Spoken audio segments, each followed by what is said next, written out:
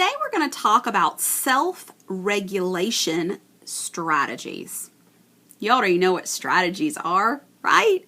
We use strategies in math and science and reading. We even use strategies to care for ourselves. But today we're going to be talking about self-regulation strategies. Now remember, if the first word is self, then that means it's about you. So self-regulation is about regulating your feelings and your body. Self-regulation strategies are the tools that you use when life gets tough.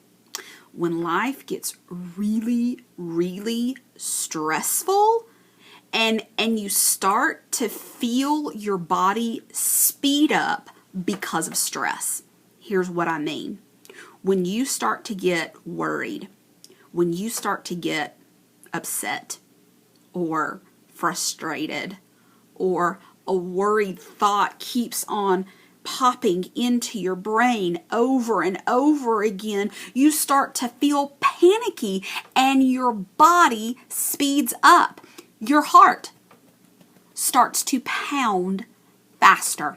That means that your heart is pumping more blood into your body than you really, really need. So there's more energy going to your muscles than you normally need. That means all that energy, all that blood is going to give you what we call nervous fidgets. You might start shaking, and you're definitely going to start breathing faster. And you might be shaking, and then you might start to sweat. Or if you get angry, that angry energy might make you grit your teeth, or you might have angry energy in your hands, or you might feel the muscles in your body start to shake. Guys, that is your body reacting to stress. Your body speeds up, and it happens. It's not something that you and I can actually control. It's automatic. Now you may wonder, well, why, Miss Smith? Why does that happen in my body? Well, to make a really long story short, it's got to do with the science of your body and your brain. See, when our bodies are stressed, our minds are thinking that we're in danger. Because that's one of the basic things that our minds do, is to protect us from dangerous situations. So when we're stressed, our mind immediately goes into overdrive, and our bodies get ready to fight, flight, or freeze. Fight. I'm in danger. I gotta protect myself. So you would need a lot of energy to do that, right? Or, I'm in danger. I need to run. You would need a lot of energy to do that too. Or, I'm in danger. Freeze. Don't move a muscle. There's a bear. Now, all those things, all that energy would be necessary if you were really in danger. But most of the time when you and I feel stressed, we're not in danger. We might be worried. We might be a little freaked out, or we might be concerned that somebody's upset with us, or that we are not going to make a good grade on a test, but most of the time we're not in danger. So when our bodies speed up and want to fight, flight, or freeze, it makes it hard to stay calm. And it makes it really hard to to make good choices. Because when your blood is pumping, lots of energy, and you're breathing hard, and your heart's pounding, your brain does not think well because your thoughts are racing just as fast as all the rest of the parts of your body. So you have to have some strategies to help calm your body down so that your brain can think and solve problems and just make smart choices. Self-regulation strategies help us when we're stressed because we don't want to deal with problems and worries and stress the way Mr. Bill does. Oh no!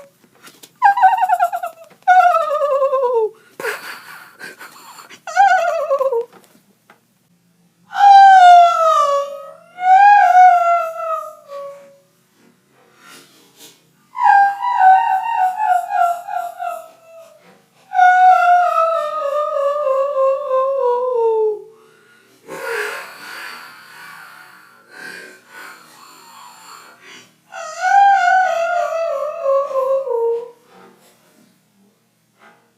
So strategies are really, really important to help you, and you need to have a strategy toolbox because you never know when stress might happen. And you can't practice these strategies when you're already stressed. No. Remember, practice shows our progress. So the more we practice our strategies, the better we're going to be when we really, really need them. So today, I want to give you some ideas of some strategies and some tools that you can have in your toolbox. Strategy number 1 is breathe. Yeah, just one word. Breathe. Now, you've probably even heard people say that. They might say, take a deep breath. Breathe, breathe. See, guys, when our brains and our bodies are racing in stress, we're not breathing very well. We're breathing really fast, but we're not breathing calmly and deeply. So you have to practice breathing. Now, guys, there's an easy way to think about this. You can practice it by using your finger. You can think of your finger as a flower. Smell it. Then you can think of your finger as a candle. Blow it. So here's how it would work.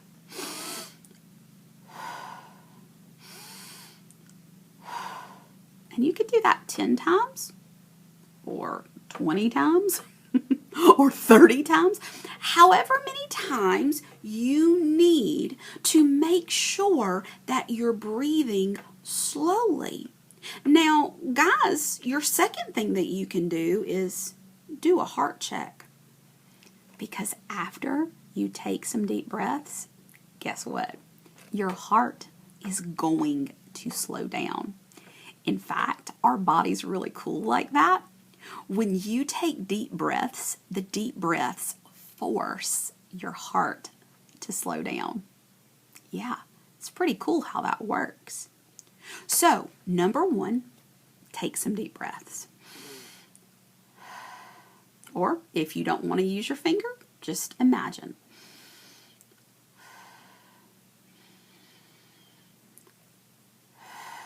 And then do a heart check. Now, if you can still feel your heart pounding, then this is where you might have to use some tools to help yourself. Because there's lots of different tools that you can use to help yourself still breathe and calm down. Well, you might have something called a glitter jar. Some people call this a calm down jar. Now, you can make these easily at your home. In fact, there's a video that I've made about how you can make your own glitter jar. So click down in the bottom of this video to find that link if you want to make your own. It's simply a jar with water, glue, and glitter. Done. Simple and easy. And the way this works is when you shake it up, you see the glue and the glitter mix together in the water, and as you watch the glitter, you're automatically breathing slower and your heart calms down. So, another thing that helps people, especially if you're a touchy-feely person and you like to have things in your hand, is a squishy of some sort. And it can be a squishy that really squishes down and expands, or it can be like a Nerf ball that you just squeeze. Because some people have so much energy in their hands, they've got to get it out in a really safe way. Now, I just said safe way, right? Because there's actually some rules that you have to follow when you're stressed. Rule number 1, you don't hurt yourself. Rule number 2, you don't hurt others. And that includes your animals. Because, you know, some people get really stressed out and they like punch their cat or they kick their dog or throw their animals across the room. No. We don't hurt ourselves. We don't hurt others. We don't hurt animals. And rule number 3, we don't break things. Okay? So if you need something in your hands to squish, get something soft and squishy. If you have something glass or something metal in your hand and you're squishing it, then you're going to hurt yourself. You might even cut yourself. Now, some people need to punch. If you need to punch, then you need to punch on a pillow. Or maybe get on your knees in front of your couch or your bed. Pound, pound, pound, pound, pound. You're not hurting yourself. You're not hurting others. And you're not breaking anything. Some people, they like soft things. So you might have a stuffed animal or a blanket that you need to just snuggle up with. Maybe you like rubbing things on your face. Maybe that helps you to kind of calm down and regulate your body. You might need to have another thing that you can feel that has a texture to it. Now this is just a plastic thing that I got from my kitchen, and you see it's got these little prickly things on it. It's not hurting me, but it's just something that I can rub.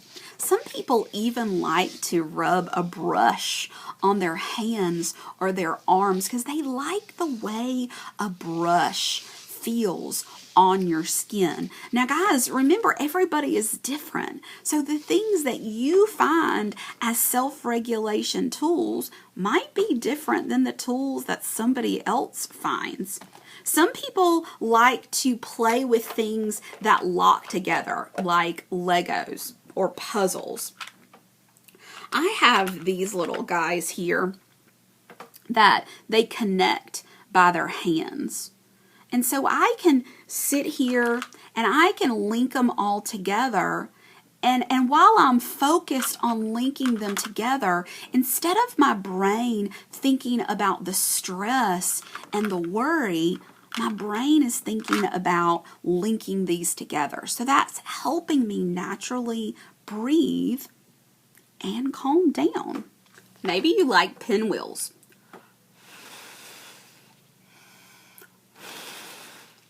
Pinwheels or blowing up a balloon? Boy, those will help you breathe, won't they?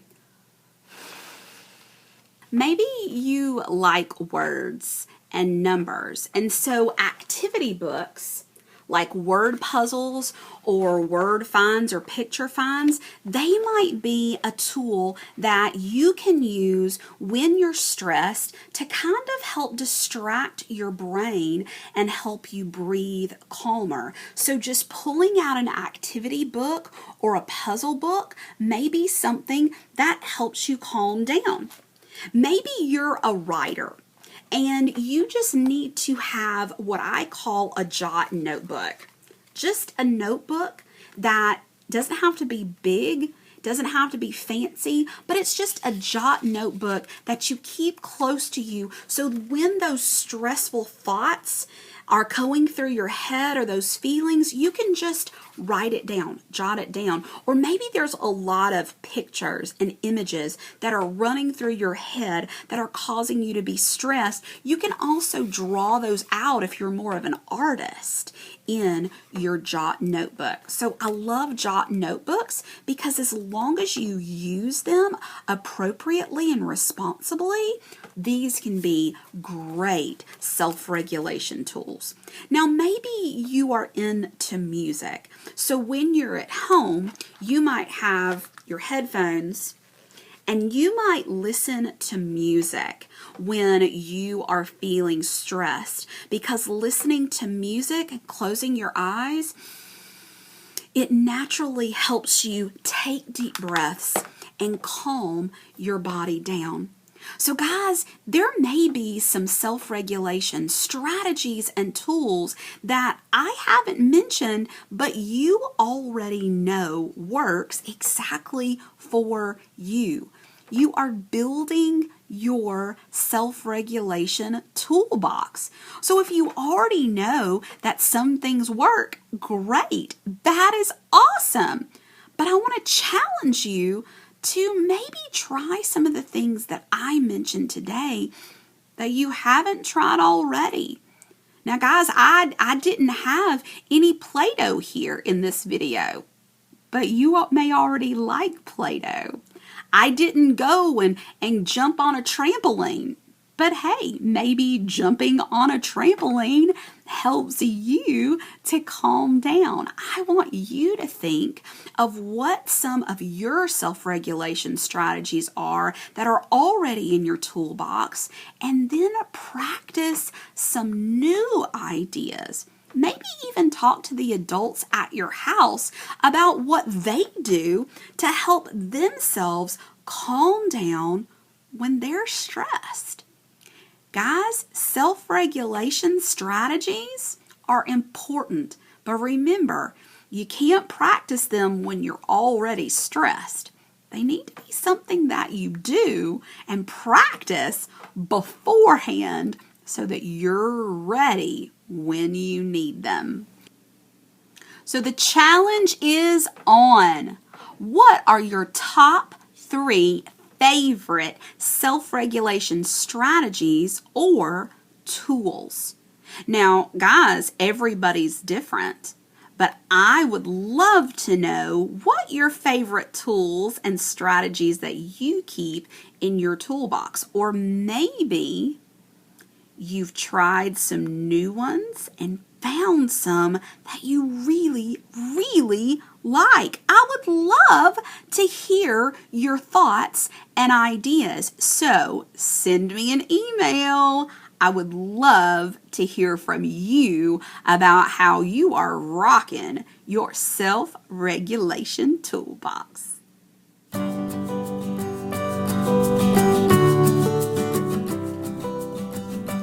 Self-regulation strategies help us when we're stressed because we don't want to be like Mr. Bill. Oh, no! Self-regulation strategies help us when we're stressed because we don't want to be like Mr. Bill. Oh, no!